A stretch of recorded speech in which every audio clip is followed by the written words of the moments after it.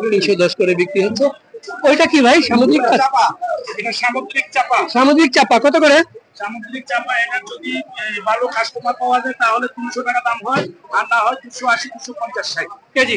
আর KG. আর Chinese রেস্টুরেন্টে যদি নেওয়া যায় 350 টাকা নেওয়া যায় শুধু চাইনিজের জন্য।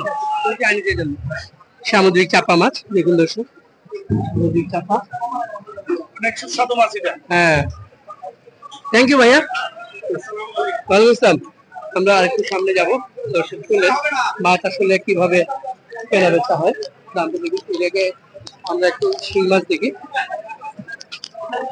এটা কি শিং? এটা চাষের মাছ ভাই? কত করে কেজি? 360। 360 করে কেজি। আর এর ছোটটা